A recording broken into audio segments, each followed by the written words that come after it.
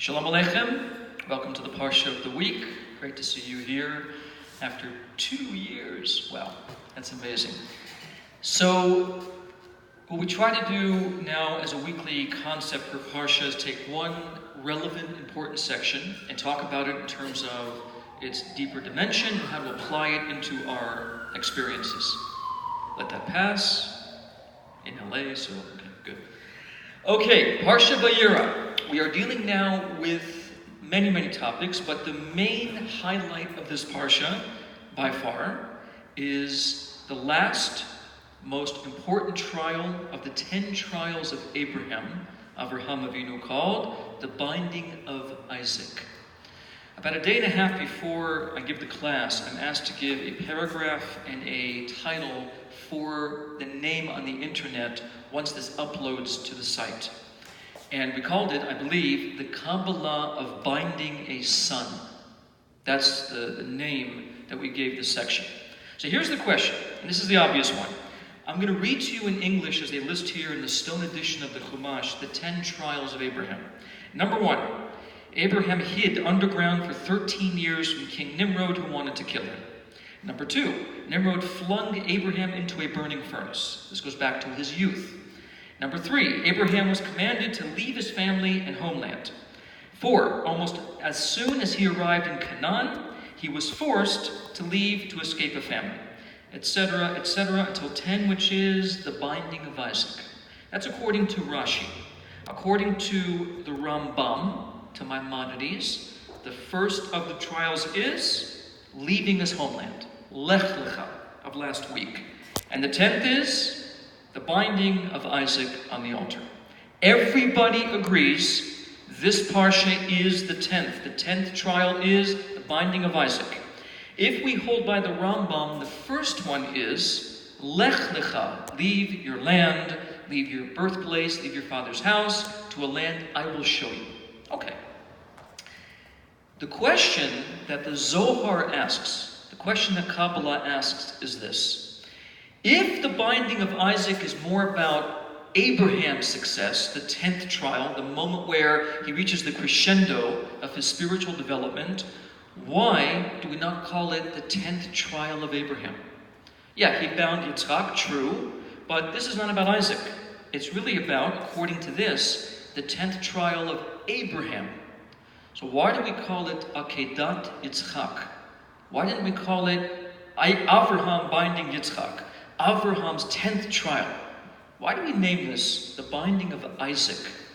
Yes, he was the object of the test, but the success is really given to Abraham.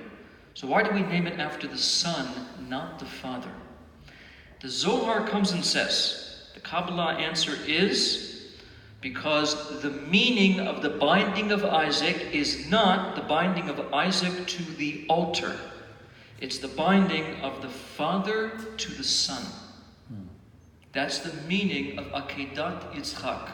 And again, it's counterintuitive. If I say to you, I'm going to bind something to an altar, you imagine, even as per the commentary shot, that Isaac says to Abraham, his father, bind me properly, that I should not become blemished as a sacrifice. They bind his hands and feet, they position him on the altar. It sounds very much like binding Isaac to the altar.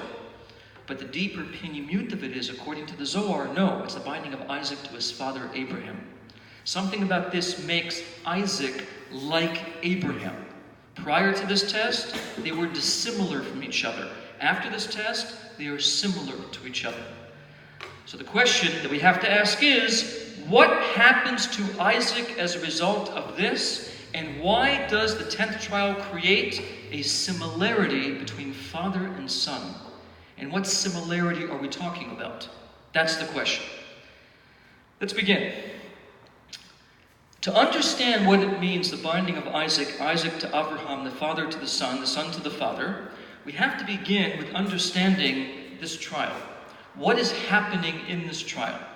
Now, if you go back to the first trial, according to the Rambam, it's Lech Lecha, go.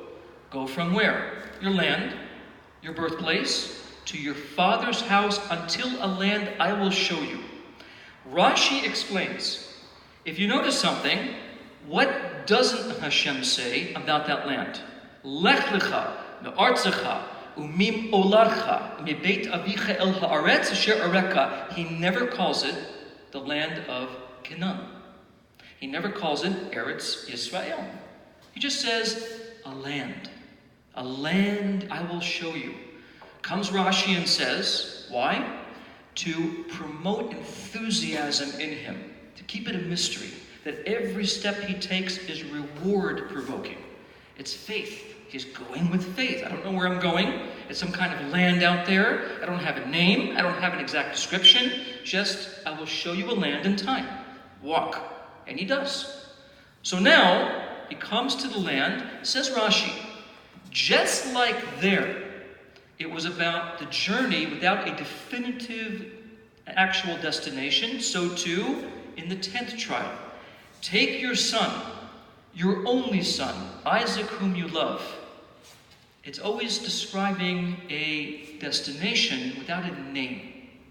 So the question is, why does God conceal, both in the first trial, according to the Rambam, and the last trial, binding of Isaac, the descriptions of where he's going? It's always hidden in these words, never definitive. Let's begin with this. What do you think, as a group, what do you think is the Hasidic definition of a miracle? Or more to the point, what is the greatest miracle that one can experience? Birth of a child. Birth of a child, great answer, and very common, right? The miracle of birth. What else? It could be your own subjective sense of a miracle. What is the greatest miracle that one can actually experience? Birth of a child is probably the most famous one. What else? The most powerful, the most important, the most profound. What would that be? What's that? Okay, great. The Frierdiker Rebbe, the 6th Rebbe of Chabad, he says like this: bigger than the splitting of the sea on the 7th of Pesach, bigger than all of the plagues, bigger than all of creation, the biggest and best miracle one can ever experience is the changing of a first nature to a second nature. Changing a Teva Rishon into a Teva Sheni. In other words, life, miraculous. Creation, miraculous. The 10 plagues, miracles. Kriyat Yam Suf, miracles. The manna, the quail, the miracles. But nothing compares to taking your first instinct and changing it into a refined second nature called Teva Sheni. Says the Frierdiker Rebbe, that is the definition of miracle. That is supernatural. Okay, so wait a second. What does it mean, first nature, second nature? What does the language mean?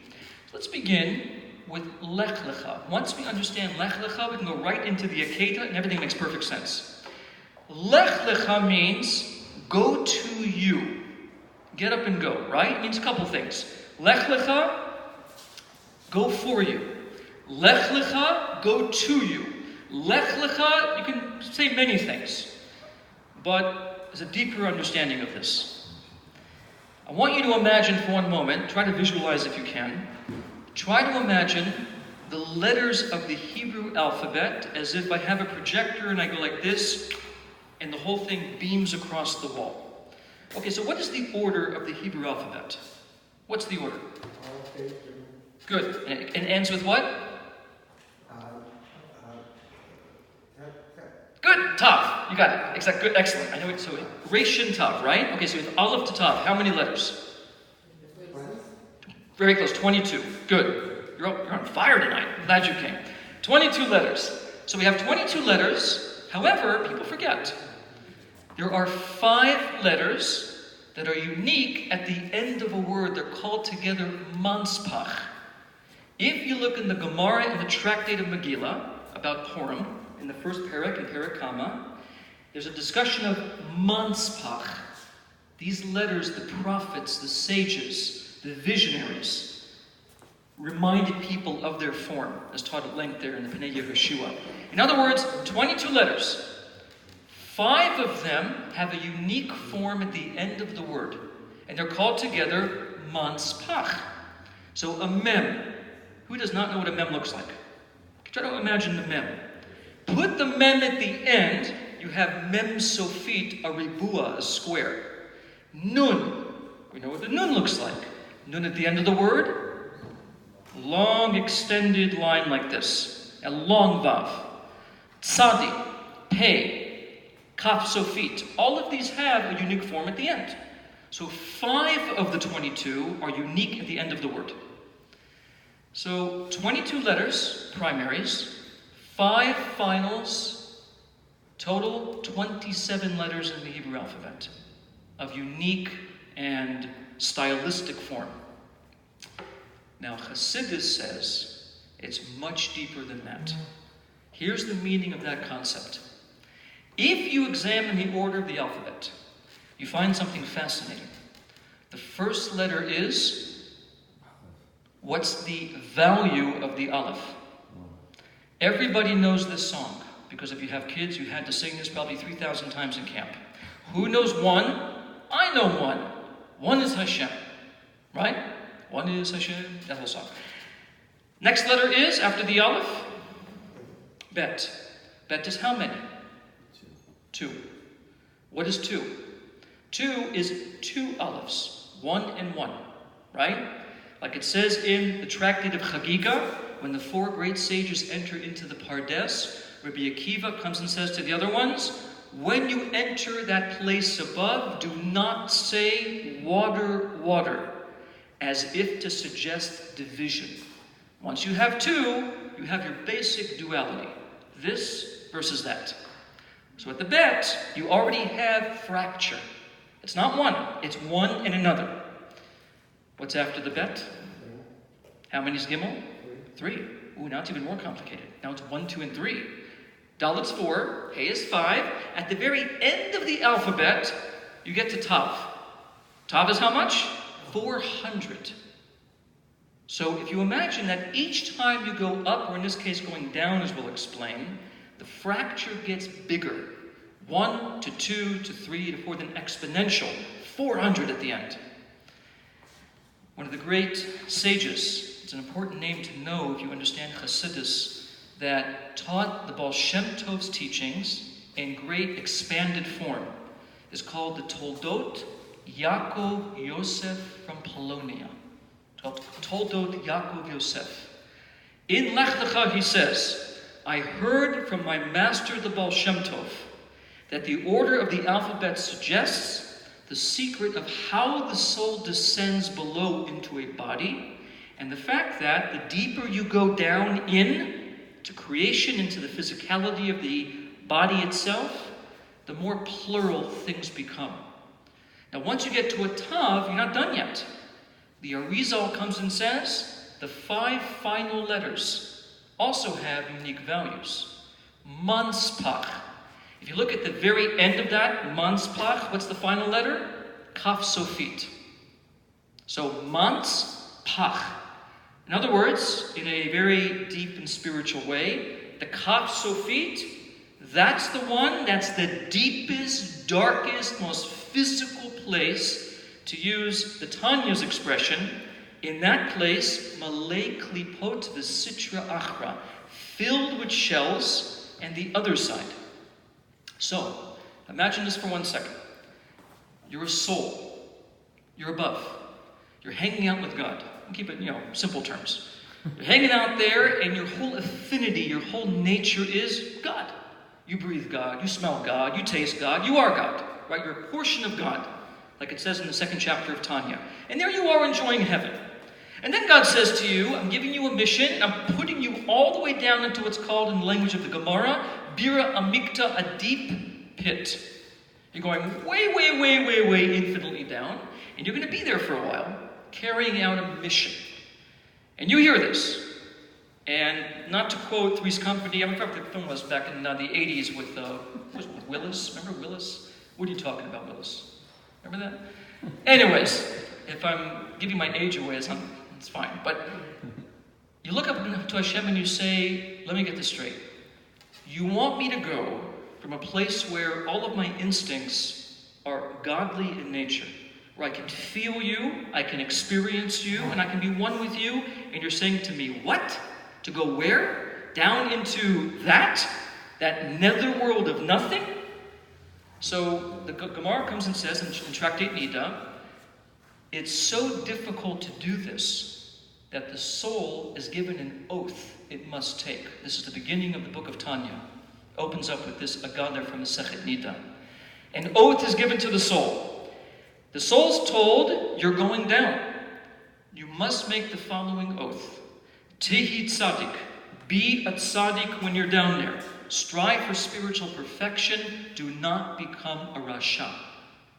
And the oath binds him to go down and carry out the mission. Now, if you take for one moment the concept that the soul, while in the heavenly court, is likened to a prince near his father's side. The king is here, the prince is over here. And the king says to the prince, leave my kingdom, go into a faraway kafar, a village, and serve me there. But Abba, I don't have your court, I don't have your table, I don't have the throne, I have nothing around me. I'm in a secular, normal environment. I'll be traumatized. Nonetheless, go there, represent me there. What do you think it takes to take a sensitivity of God, to leave everything behind and to go into a completely foreign environment, to carry out a mission in a place that is 100% opposite of your natural instincts? Completely backward, completely flipped. What would that take? Well, we're here, we know. We're doing it every single day. Physical consciousness is, by its definition, the complete inverse of spiritual sensitivity. So guess what? Every time a soul somehow goes on that journey and changes its nature from being comfortable above to descending into all of the challenges of this world, that is a definition of Teva Sheni. Abraham himself made a similar mission. If you remember going back to the original concept of this, where did he begin? When he was 3 years old, 4 years old, where was he? Yeah, in Terach, right, exactly, under his father Terach in Ur Kasidim, right? Is Ur Kasidim a spiritually compatible place, the land of Israel? Completely the opposite. Idolatry, bloodshed, human sacrifice, all the bad things.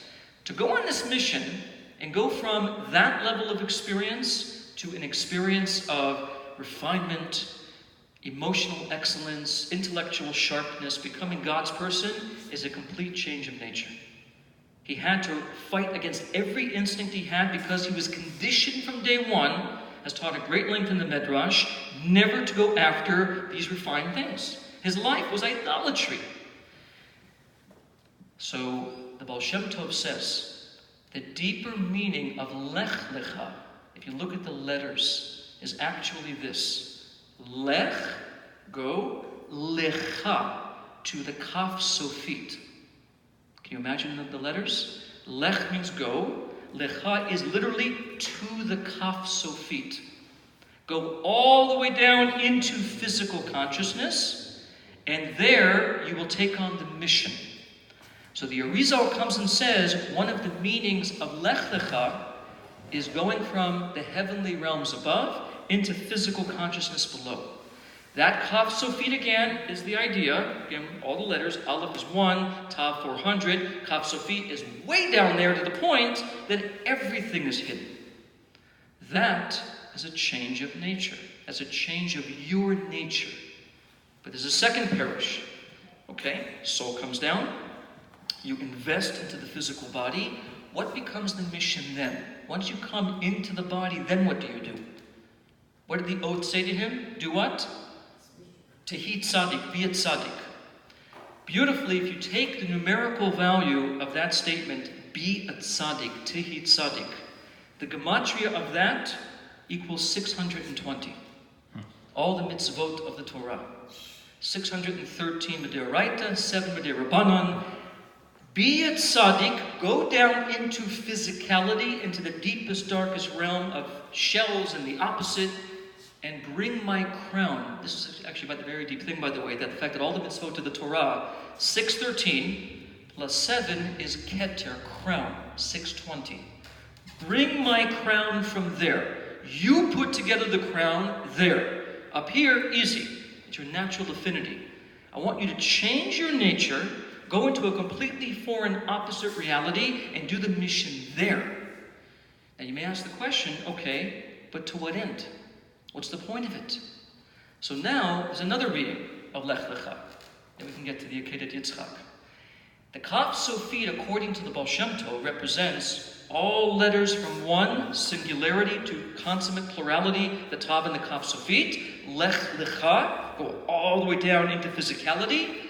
But the next reading is Lech Lecha, again Kaf. But what else does the Kaf mean? The Kaf says the Frierdiker Rebbe is the letter of Keter, crown. So while you're in the body, it's the opposite way. It's, you wake up one day and you're in the world. You're breathing the air of the world. We know from children, if you look at how a child behaves, what's the first nature of a child? What's the child's nature? And what's the first instinct of it? What's that? Okay, and what does a child focus on the most? Himself. Right? Himself. The mother in the beginning, but the primary objective is live. Give me food. Change me. Help me. Give me the toy. That sound familiar as the Safta? Yeah.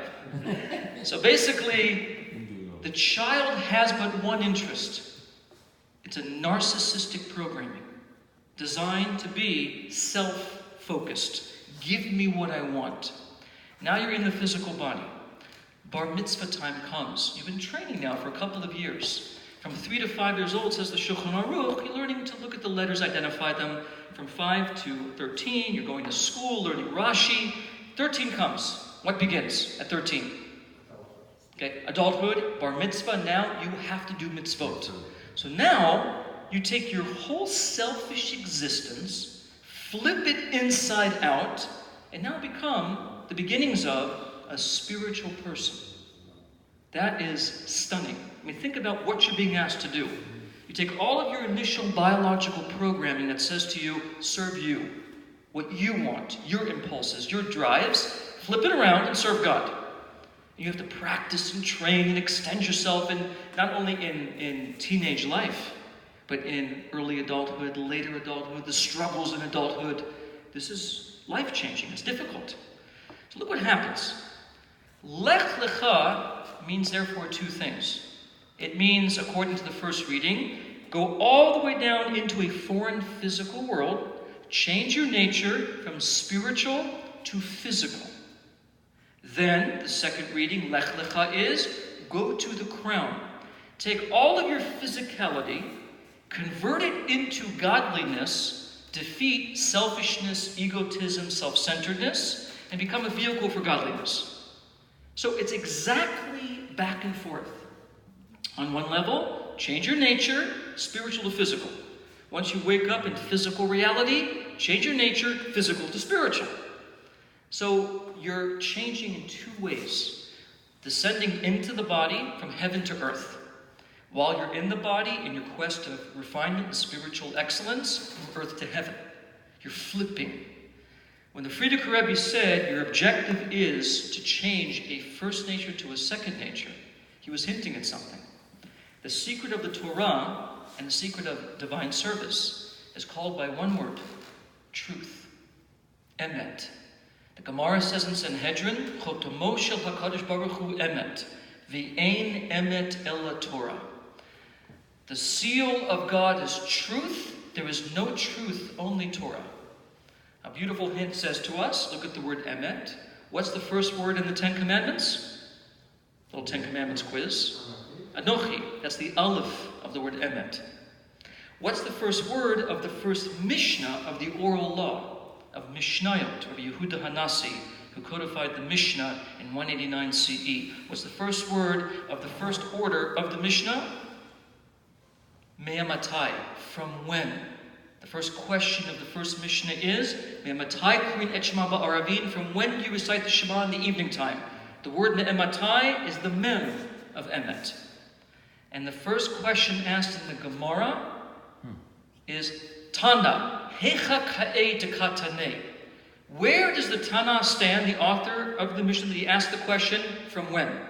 The word Tana is the Tav of the word Emet. So the word Emet is an acronym for the first word of the Ten Commandments, the first word of the Mishnah, the first word of the Gemara. Emet is the whole thing. So when the Frierdiker Rebbe said, your goal is to change first nature into second nature. The words second nature, teva sheni, is gematria emet. The word truth is to seek the truth of who you are. So now we have this. Who is being told in the story Lech Lecha? Avraham. Okay? So Avraham, according to this double understanding, spiritual, physical, he's already done a double act of changing his nature. He's gone through multiple changes. In fact, if you go even to the journey of Avraham Avinu, go back to Lech Lecha last week. He goes down into Egypt because of a plague, a desolation in Israel. He descends down. He goes through the famous episode of Pharaoh taking his wife, and then he goes back up again to Israel, builds an altar. If you pay attention to how Avraham Avinu traverses the terrain, he keeps building altars at different strategic points. So if you think of this logically, what is he doing? The altar is to bring what? Sacrifice. And what's a sacrifice consist of? Physical things, right? You have to have salt, right? Brit milach on the karban. You have to have wood for the fire. You have to have the animal. And you have to have you bringing the sacrifice. So it's all physical things. So what a sacrifice is converting physical to spiritual. Abraham's journey is spiritual to physical. So the whole journey of Abraham is first nature to second nature. Converting himself, think of every instinct he had in terms of being trained in the city of Ur-Kasidim, trained to believe in idols, trained to practice idolatry, trained to go after idolatry, defeating all of that to become God's man. This is a change of nature. Teva Rishon, the Teva Sheni. Now, if you remember from the beginning, we said that the whole idea of the binding of Isaac is similar to Lech Lecha. What did it say here? To a land I will show you means that I will not tell you exactly where you're going. Then Rashi came and said, just like the Akedah, he said, take your son. And we know the famous Medrash. Which son? The one you love. I love them both. Isaac, your son. Oh, there's this very strange language of always being non-specific. So Rashi links them, first trial to the last trial. So now we have the question. We've defined now Lech Lecha as being the run above to below, below to above, changing nature. That was Abraham's journey. And we said that the meaning of the binding of Isaac is binding the son to the father to the son. Something about Akedah to Yitzchak is more about Yitzchak than even Avraham. So here's the question. When Abraham non-shockingly passes the 10th trial, what does Hashem say to him about passing that trial? Very famously, Ata yadati, now I know that you fear me. Famous question is, what are we talking about? Doesn't God know everything? Isn't it revealed before him all ends? How do we say, now I know? Comes the Frierdiker Rebbe and says, all it means is this, now everyone knows. Now it's known that even though you're a lover of mine, Avraham, my lover, you have fear in you. Now they know how you've changed your nature. Everybody sees it. The whole world knows. So Abraham, all he did really in the 10th trial is reveal who he is. He's already gone through 9 trials of changing his nature. We know he can do it. That's who he is. He's a changing nature continuously. Heaven to earth, earth to heaven, that's who he is. But who is Isaac? Who's Isaac? Abraham's nature we know about now. We've learned about him. Who is the son of his? Who is Yitzchak? What does he represent? That we call the trial the binding of Isaac, not Abraham. So if Avraham Avinu was already a man of truth, again, Frierdiker Rebbe, make your first nature, in his case it was Ur-Chassidim, a second nature, journeying in the land of Canaan, converting physical to spiritual. Avraham did it. He's that person. But who's Isaac? What does Isaac represent? If Avraham is the one who's down here, the Chana Ariel says Isaac represents the most lofty soul. It's called in Chassidus Emuna Pshuta, Lamala Min Geder Almin. He has such simple faith. He is above the world altogether. He needs nothing. He requires nothing. He lives and breathes God. His whole nature is up. That's just who he is. So this is a person, as the sages say, who initially had no ability to have children. Couldn't have children because he couldn't find a wife. He couldn't be worldly at all. He was up here. What happens? A discussion happens between Isaac and Abraham about the meaning of life. And it's hidden right in the binding of Isaac. We read it all the time, every morning. People go right over it, never thinking about this. Listen to this discussion on the road along the way.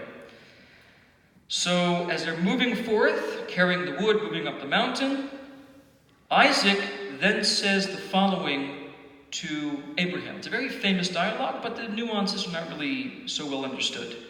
He says like this. He says, Father, I see the wood, I see the animal, I'm seeing all these things here, but here's my question. That we departed together, father and son. You took the wood for the burnt offering, you put it on me, your son. Then we took the fire, we took the knife, okay, but here's my question.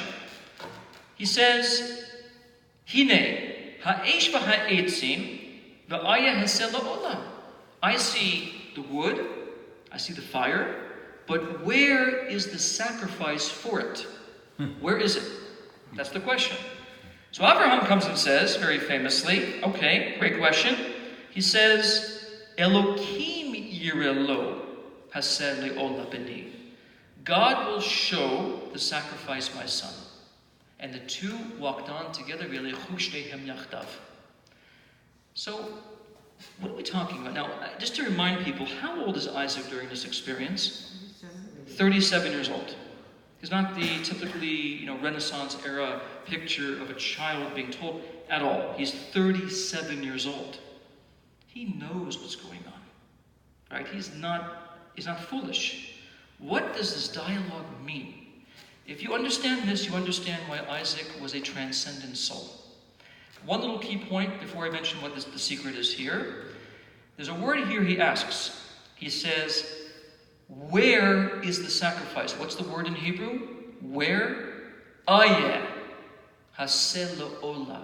Where is that set? Where's the lamb, if you would, for the sacrifice? We use the same word on Shabbat in Musaf during the Kedusha. It's a description of how the angels talk to each other. Where is his honor?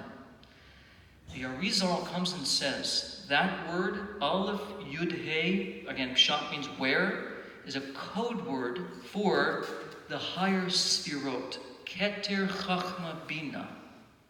Now, practically it means head, mind. So, Ayeh could be a code for mind level. But if I asked you about creation, what's the name of creation that you read about in Genesis? You repeat this name 37 times. What's God's name there? Bereshit bara Elokim. So Elokim means this world, the 7 days of the week.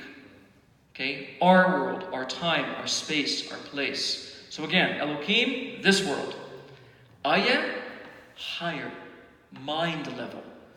Let's now look at the discussion again. Isaac says to his father, my father, I see a fire, I see wood. Are fire and wood spiritual or physical? Physical. Which means he says, Father, I see that in serving God, you're taking physical things. You took physical fire, you took physical wood. But then he says this, Ve'ayeh haseh la'olah. But from my perspective, ayeh, the level of mind, is the sacrifice that goes up. I don't hold by taking physical things. I hold that all of our meditative endeavor is a mental level. We make yichudim b'mochim. We don't take physical things. It's beneath you, Father. This is this world, lowly. Why not go ahead and take the mind level, ayeh, use that to connect? That should be our connection. So what does Abraham say very famously? Elokim yireh lo b'ni. No, he says, the level of Elokim is the level from which you will see the sacrifice, from the physical world, not the spiritual one. And then it says to conclude, and the two walked on together as one mind, one heart, one mission. So now, here's a dialogue. Simply, the dialogue's a discussion philosophically about what's important involving divine service. Is divine service a spiritual thing, or is divine service a physical thing? Now remember, Abraham already changed his nature. He already went through departing from a foreign city, changing out everything about him to become the vehicle of God. But Isaac is different. He's the other side. His side is, I don't see the world. That whole thing, that whole paradigm that you see is invisible to me. I see God in everything. So when you talk about bringing wood and fire and a sheep, it's not physical, Father, and with all due respect, it's ayeh hasola ola. It's the level of mind that God wants. Meditation, transcendence, loftiness, to which Abraham says, not quite. Elokim yireh lo. Bring to him it from the level of Elokim, creation itself, and convert Elokim to ayeh. Convert physical to spiritual, my son. That is the mission. V'yeluchu shnehem yachdav. The two went on. There's so much in this. Those three words, by the way, the two went on together, could be a week in and of itself, of what's hidden in those words. But the basic meaning is, the two now are on the same page. Isaac said finally to himself, I get it. It's good to be transcendent if you use the physical for that purpose. But I can't be transcendent altogether. Got it. So what the mission is to come down here, take Elokim, transform physical to spiritual, and that's how I'm transcendent, to be my own nature in the physical. In other words, what Isaac did in this moment, for the first time in the life of Isaac, is he acquired the ability to be in the world, still be himself, still be lofty and transcendent, but within the world, not above it. That's why, parenthetically, if you look at Jewish culture, you don't see nuns, the equivalent of a nun or a priest who's celibate, removed out of physical existence. You don't see a removal from the world to the point that you don't partake of the world. We don't have yogis who sit and meditate for 4 years straight without, it's all participatory. Get in the world. Use Elokim to serve God. Do not remain at the level of ayeh hasela ola. That's not the mission. Convert this into that. So now we understand a powerful thing. When it says the binding of Isaac, and the Zohar comes and says the binding of the son to the father to the son, we now know why. Because for 9 trials before this, Abraham went through the most rigorous, deep transformation of self to convert his first nature into the truth of the second nature. That's what he did. But 10th trial, said the Frierdiker Rebbe, he revealed it. Atayadati. Says God, now we all know who you are. You're a man who changed his nature. But not Isaac, he was still new to this. For the first time he realized in this trial, I cannot be a transcendent soul. I have to come into the world, keeping my sense of transcendence, and serve transcendently, immanently. Come into a body, and use the body for transcendent things. Torah, mitzvot, good deeds, but using the physical. It's a very powerful idea. The notion that it's okay to be lofty if you're physical. It's actually the opposite of people's thinking. They think typically either you're physical or you're spiritual. Either you're lowly or you're high. Comes Chassidus and says, no, you have to be Avraham and Yitzchak. And to show how powerful that whole idea is, if you look at these two names, Abraham and Isaac, the nature of who they are, the Arizal comes and teaches in Eitz Chaim. He says, the secret of all fixing, to fix everything, you have to have what's called partsufim. You have to have full figures that have everything in them. You're allowed to have in Torah opposites. You can be, for example, davening in the morning and talking to the vendor on the street in the afternoon. You're allowed to be engrossed in Torah, and then you sit down to eat a meal. Physical. You're allowed to pray, even feel transcendent. But at the same time, says Chovot HaLevavot, to tie the shoelaces of your child. All of these things that people think are opposites are actually complementary because of this idea that Isaac now understands that transcendence is the mission through the service of Abraham, physical. So whenever we embrace the physical world and realize that the mission is not about leaving it, it's about utilizing it, we really embrace the meaningful mission. We're changing everything. If the soul feels traumatized to come down here, it's only because the soul didn't realize something. Everything here can be there. There's even proof of that.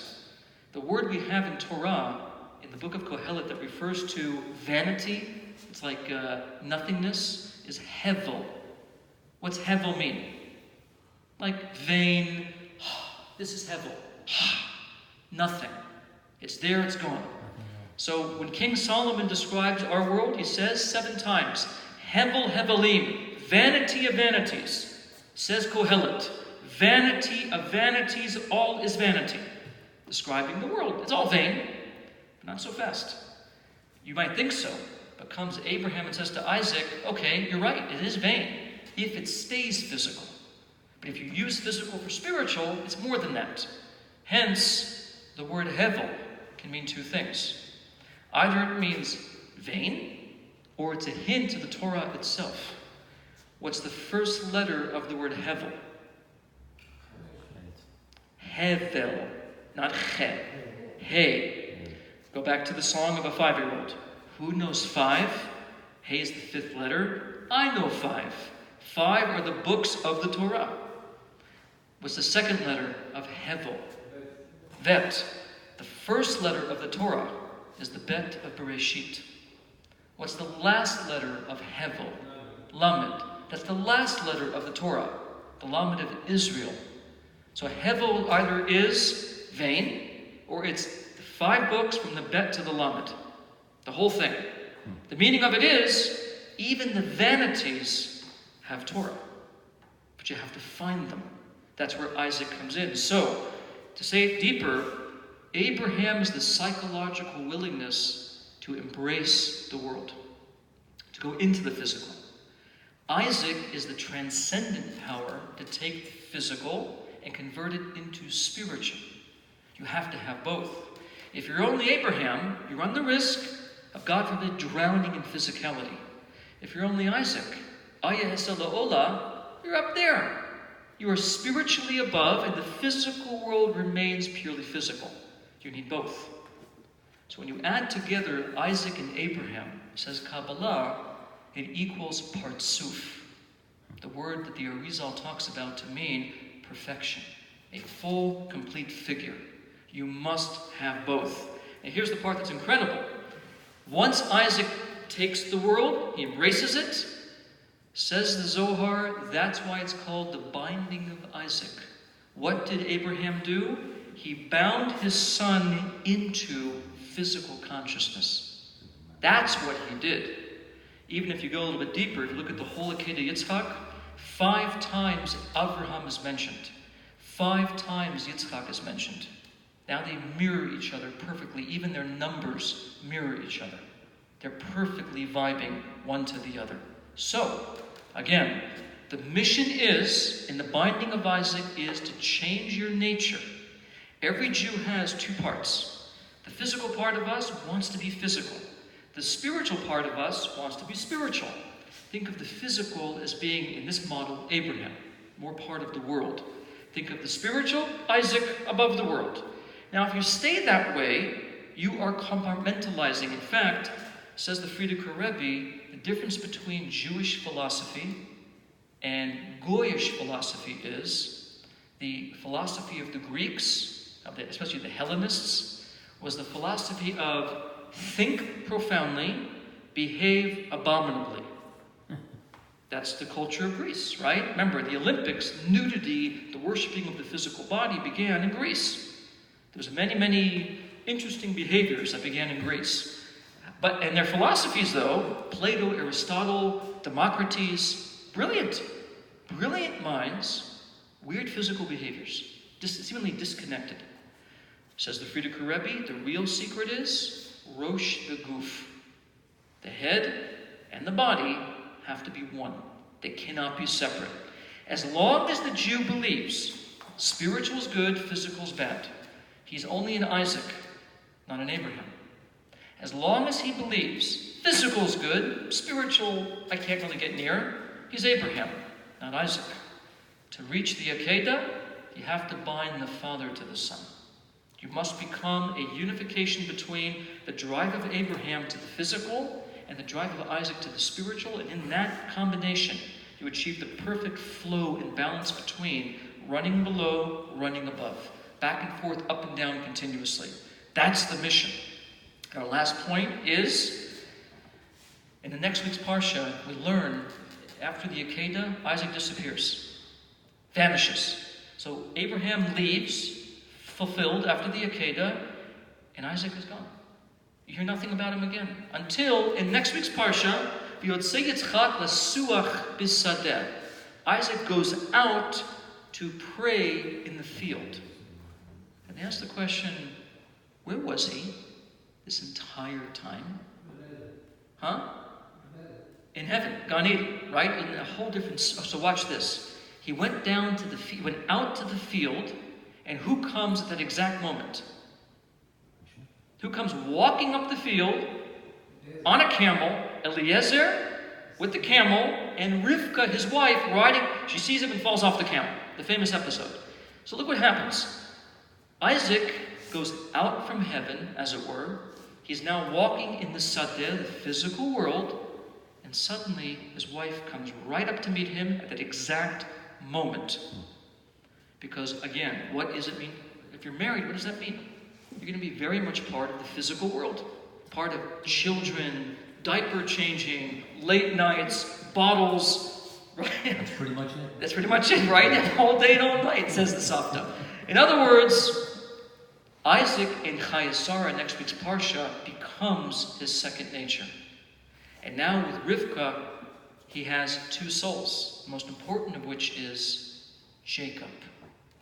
So Jacob becomes now that perfect synergy between the nature of Abraham and Isaac. And in fact, here's our last hint for the night. As you go through the Parsha of the binding of Isaac, you find encoded over and over again the name Jacob.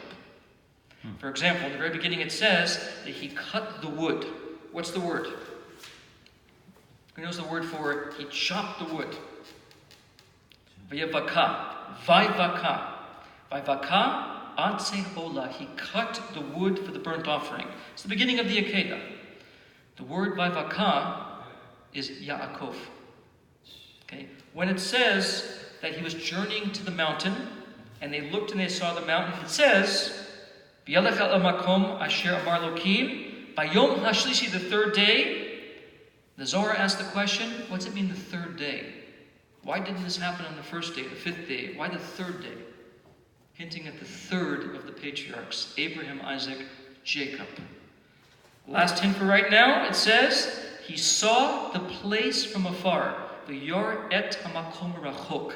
The last letters equals Gematria Israel, the name of Jacob in the future. The whole Parsha, from top to bottom, is encrypted all over the place Jacob and Israel, to say to you, the outcome is not Abraham, not Isaac, Yaakov. Yaakov is the ability to bring together Isaac, transcendence, Abraham, immanence, in a perfect harmony, and that is why we're not called Beit Avraham, Beit Yitzchak. What are we called? Beit Yaakov, house of Yaakov. Without having Yaakov, you can't have a house. House has to have a physical structure and occupants on the inside. So, to finalize the concept in terms of use, remember that every day you wake up in the morning, you have to cultivate two parts of you. You have to be an Abraham, and you have to be an Isaac. The morning begins by waking up, and what do? Right into the beginning of the morning, Moda'ani. Wash the hands. Birkat HaShachar. If you can, go to shul. Do something involving the morning prayer. And all of that, what direction are you running? Up, Isaac. Then, you finish davening, you say the Aleinu, and you probably have a breakfast, or a little bit of Torah, but the majority of the day is where? Work. Abraham. The power to harmonize both, to maintain truth, to maintain that balance, is why we say, Titein Emet Yaakov. Give truth to Yaakov. He is the truth of the balance of both. And if we have that, we have our perfection. We have the balance between the mission of coming in, transcending together. That is converting a first nature into a second nature, and that is the binding of the Father to the Son, binding one to the other. Without that, we cannot fulfill the mission. We run too high, we run too down. The perfect balance is a combination of both. The fire of Isaac, the water of Abraham, leads to the Shemayim, combination of the words fire and water, as the Gemara says, of the truth of Yaakov. Any questions? Based upon that, Yoram, ask a question. One question for the camera, for the people tuning in.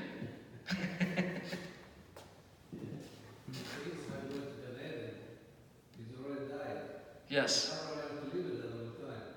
Say it one more time. What, as opposed to staying in Gan Eden? No, Issac in Gan Eden. Yes. He died already. He shepherd. Right? Okay. Abraham didn't have to live every day when he killed his son. Alright, so Yoram asked the question, according to one Midrash it says, Abraham actually did the shechita on the altar. He killed Isaac. But then there's a problem, is the Gemara says in Pesachim, the meaning of the narrative, no matter how deep you want to explain it, it never departs from the pshat. So now we got a problem. According to the pshat, did he kill Isaac? No, it's the opposite. He was told, do not touch him. Don't put any blemish on him at all. He's fine. Leave him alone. So how do we reconcile that says he killed them, he did the shechita, with that says nothing happened at all? So the answer is, he killed who he used to be. One of the meanings of Isaac, if you rearrange the letters, is Kates Chai, the end of life, meaning he ended the living he once knew, transcendent, and he was reborn into the experience of the immanent. He never knew this world, couldn't taste it. So that's what happened. He killed him in the sense that now they're one. Changed his psychological orientation. Great question. That actually clarifies an important point in the Akedah. Thank you very much. Should be a good week. Remember something, the mission is to become Yaakov. Combine them together.